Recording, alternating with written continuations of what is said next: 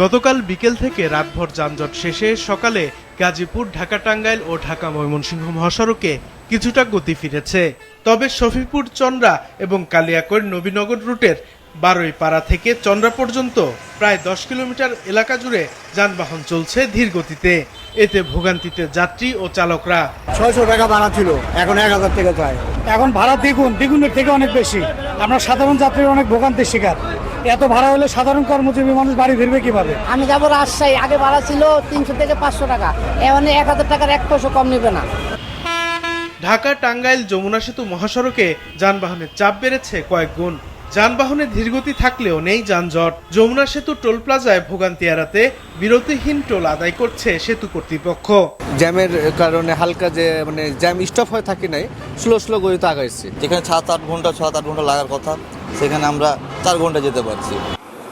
যমুনা সেতুর পশ্চিমে সিরাজগঞ্জ অংশের 2টি বাইলেন ও 4 লেনের কাজ শেষ হওয়ায় নেই কোনো যানজট। কালকে 9টার দিকে আমরা গাড়িতে উঠছি, ওঠার পরে আমরা আজকে 11টার দিকে গাড়ি থেকে নামছি। যমুনার এই পারে ফ্রি আছে, কিন্তু ও পারে যমুনা থেকে বলা চলে যে চান্দুরা পর্যন্ত জ্যামই আর কি। নারায়ণগঞ্জে ঢাকা চট্টগ্রাম ও ঢাকা সিলেট রুটে যানজট না থাকলেও দেখা দিয়েছে যানবাহনের সংকট।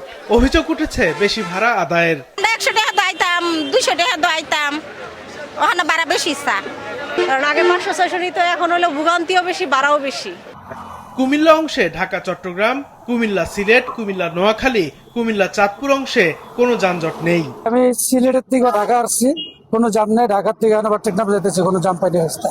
এবার যানজট টোটালেই নেই ইনশাল্লাহ।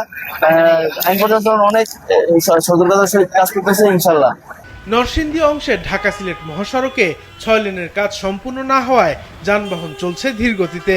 এতে থেমে থেমে তৈরি হচ্ছে যানজট। যানজট লাগলে মনে করেন মানুষের গাড়ি ঘোড়া চলাফেরা অনেক কষ্ট, এদিকে সেদিকে যাইতে পারে না।